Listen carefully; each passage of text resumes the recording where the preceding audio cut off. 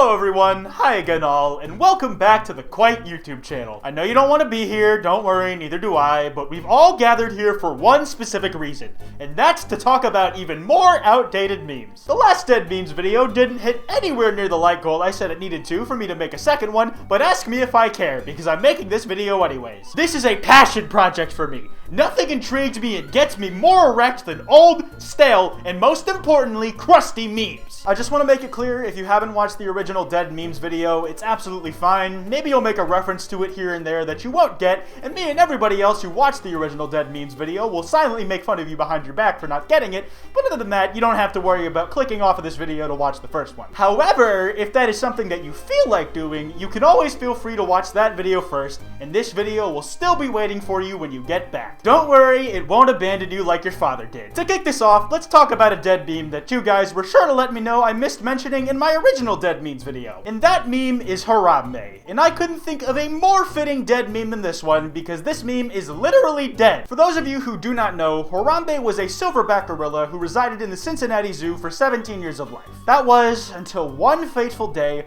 on May 28th, 2016, the unthinkable happened. A toddler found his way into the humble abode of Harambe and found himself treated to a very fun and energetic tour around the place that Harambe called home. But tragically, as Harambe was doing his gracious duties as a host and giving his guest a grand tour of his home, an assailant who misinterpreted Harambe's southern hospitality, if you will, with being a danger to the child who was guiding around, fatally shot Harambe in a misguided and ignorant attempt to save the kid. At least that's what they say it was done for. The killing of Harambe was an event that went down infamously in history. It was so important that it got its own Wikipedia page, the true landmark of whether something is important or not. Arguments upon arguments over whether killing Harambe was the right call or not spread all over the internet like wildfire. And with it, the legend of Harambe was in the minds of more people than ever before. With this, an idea was planted. An idea began to take root in the collective conscious of 12-year-olds and other adolescents all across the internet. Out of the ashes of the Harambe that was, sprouted a full-fledged movement that promised to serve justice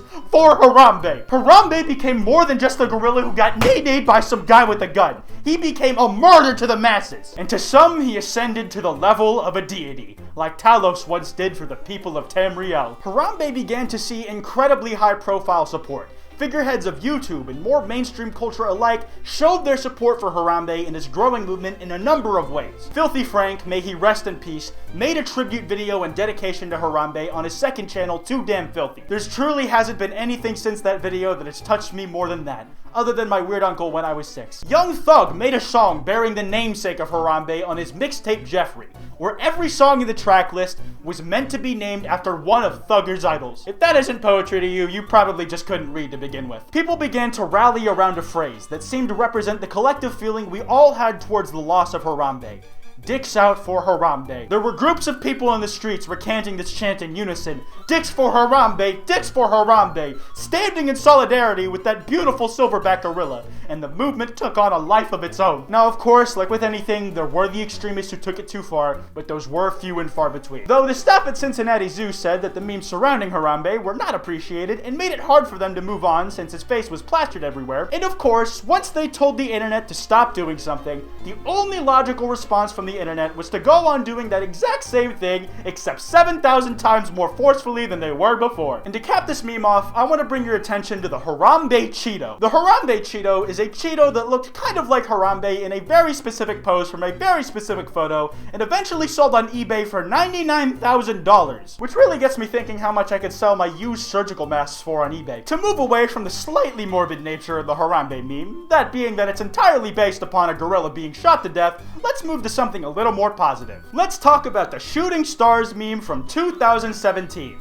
I can't think of anything more fun and colorful than that meme. Well, actually I can, and that meme wasn't exactly very fun when it was used in YouTube Rewind to segue into a bit about how a bunch of natural disasters occurred and how a lot of people died and a fuck ton of other people were displaced from their homes and just other generally depressing things that happened in 2017. But that year is 2 years old now, and I can finally stop making in this year of our Lord 2018 jokes and say in this year of our Lord 2019. That one extra year makes things sound significantly older than they are for the first weeks of 2019 2019, even though it's really only been a few extra days since the things I'm calling old actually happened. But yeah, the shooting stars meme. Enough about those natural disasters and shit. Now the song in this shooting stars meme is one called, predictably, Shooting Stars, and it's by the Bag Raiders. That song is gonna turn a fucking decade old this year. That's probably older than some of the children who took part in the meme at that time.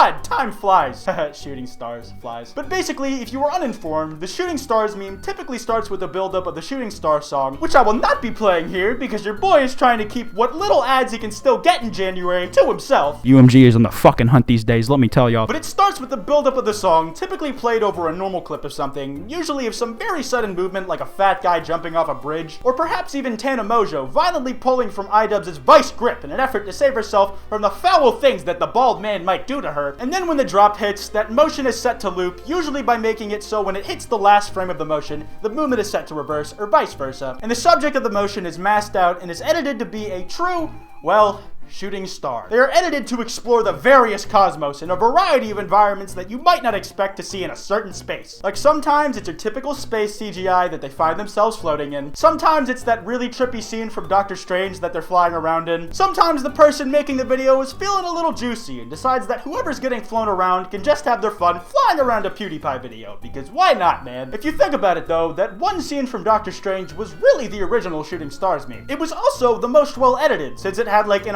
$165 million budget, which is kind of cheating to be fair. Lastly though, to bring this Dead Memes 2 video, titled in all caps, to a close, I think we should discuss a meme that is relatively young, standing at only a year old, which might as well be centuries old in meme years, but a young meme nonetheless that found itself at the peak of its popularity at around this time last year.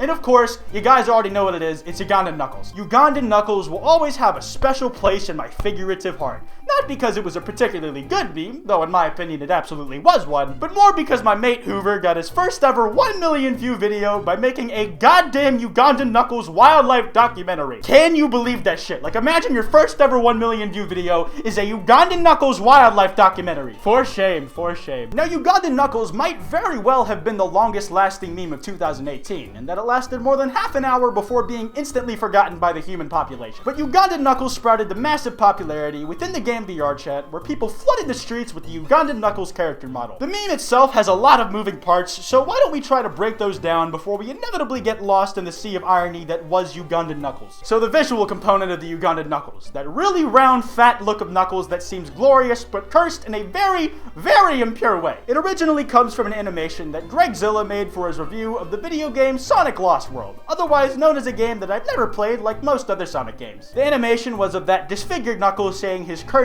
"oh no" line from Sonic games of old, and the very stilted, not at all lip-synced with the actual character model, because the character animations were only made to fit with the Japanese voice lines kind of way. Alternatively, there is also the Gregzilla classic Knuckles Sings, where that same animation of Knuckles performs the song "I Don't Want to Set the World on Fire" by the Ink Spots, but it doesn't seem like this two-dimensional version of fat, deformed Knuckles has much choice in the matter of the world going up in flames if what was to come shortly after was anything to judge by. This extra-dimensional being was confined to a two-dimensional space while he was nothing but an animation for a Gregzilla video. But some madmen out there, specifically on DeviantArt.com, saw fit to play God. They created a 3D Knuckles model based off of Gregzilla's rendition of Knuckles, and the world went nowhere but downhill from that point onward. You see, VR chat lets you use your own 3D models, so people were able to use this new 3D model of Knuckles in the actual game. But before we go there, we need to talk about the audio part of this meme that gave us such classic lines as "Do you know the way?" These lines were inspired by the Ugandan film Who Killed Captain Alex, which was easily the peak of cinema in every conceivable form. Bollywood, Hollywood, you fucking name it. Not even David Dobrik's blogs could top the shit that the creators of Who Killed Captain Alex are making. But this Gregzilla 3D model and the lines inspired by Who Killed Captain Alex